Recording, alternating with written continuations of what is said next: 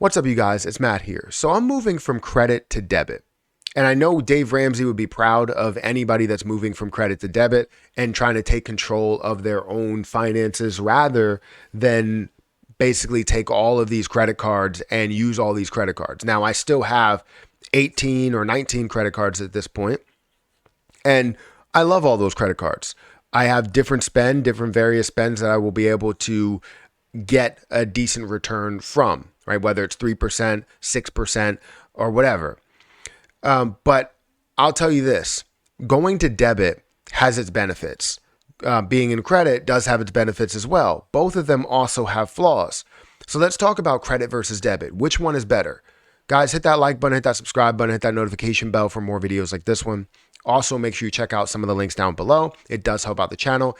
And if you want to follow me on Twitter, I believe that link will be also down in the description. Don't forget to check out any of those other links that are down there. They help out the channel as well.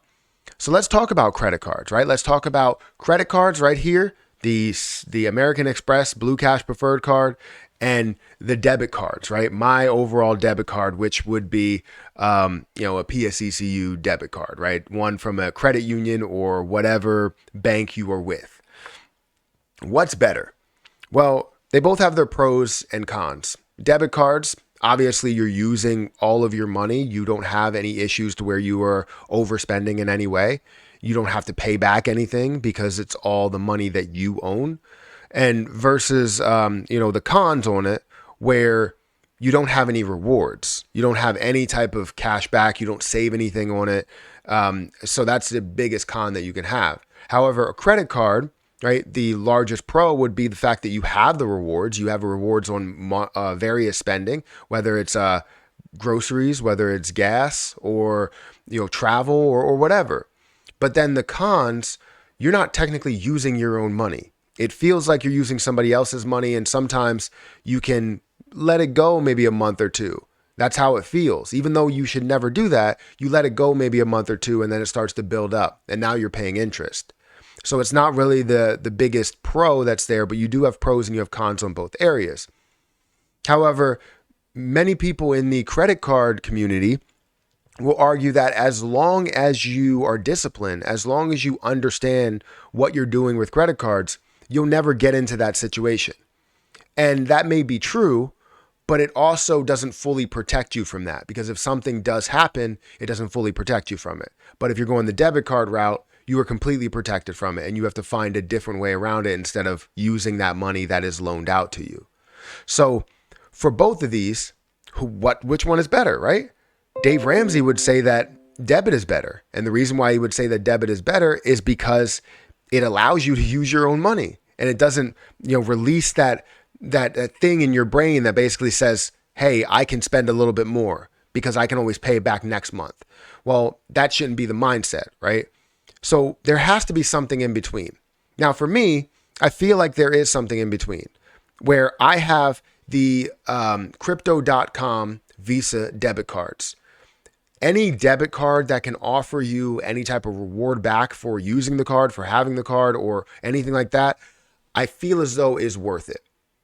Yes, you are getting paid in CRO versus getting paid in cash, but you are able to invest that money, and now that investment could grow into cryptocurrency, into a larger value, right? So this video is really to talk about my transition from credit to debit. Am I fully transitioning from credit to debit? No, I'm not. But I'm going to take a decent portion of it. The portions that I feel like could be filled by this debit card will be filled by this debit card. So things that may be 2%. I can use my own money in order to do that with the crypto.com Visa cards. And they vary, right? With the Ruby card, you could have a certain percentage back. I think it's like 1% back. And then when you get to the green card, the Jade Green card, it's 2% as long as you stake, 3% for the Icy White, and then I believe it's 5%. And I believe the rewards are going to change next month and have additional rewards to them, as well as different benefits that come with the card for using them. So in my mind, anything that I use that's, let's say it's a random purchase. I go to an amusement park and I start buying things at certain places. Well, I'm not going to get any cash back from that from, like, say, my American Express Blue Cash Preferred card, I'm not going to get 6% back. And if I use my debit card, I'm not getting anything back. So why not use a card that's going to get me 2%, but also not make me think that I now have a little bit more money, even though I spent this money over here? Because if I use a Citi Double Cash card, I might forget that I even used the Citi Double Cash card. And now I have to pay a little bit more because I didn't realize that, and maybe I'm late, or maybe I let it go over a month and now I have an interest payment. So technically, yes, you could be disciplined, but it takes away the fear of not being disciplined and forgetting, because sometimes people forget. We're all human. We all get to that level. So in my opinion, I feel like this crypto.com Visa card and the levels above it are going to be great. Now, in order to have this card, in order to get the benefits with this card, something like this, you need to have a certain amount staked. So it feels like it's an annual fee. So you have, like, say, $4,000 in CRO that's staked. It still may seem like a lot to people because it's $4,000, but you're also investing $4,000 into it. Now, I'm no way, like, promoting what this is. I'm telling you what I'm doing because I believe in the CRO position. And if you don't understand cryptocurrency, I think you should probably research a little bit and understand cryptocurrency a little bit more before you decide to dive in. But for me, I'm transitioning from majority credit over to debit, wherever I can find the ability to do that. And basically what this is I would take my own money, fund the card, and then the card would generate and pay off bills automatically. Not saying that they automatically do it, but I would set up those auto pays on this card. So that's really my thought process.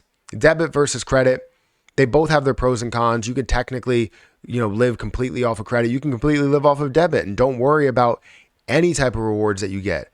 If you make enough money, it doesn't matter really how much you truly save there when it comes to everyday bills.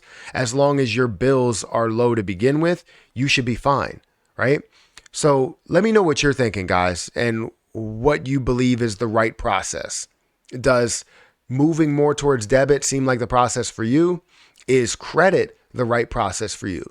It's definitely something that has always been intriguing to me, and I don't know where everyone's head is, but I know where Dave Ramsey stands, and I know where I currently stand.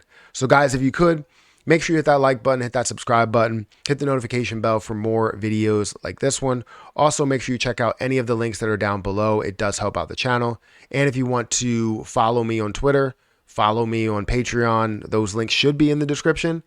But the best advice I can give to you is definitely, no matter what the situation is, whether it is credit or debit, be disciplined. If you're disciplined, you'll never find a way to fail. Just make sure you are disciplined in everything that you do. Guys, I'm going to get out of here, and I'll catch you guys in the next one. See ya.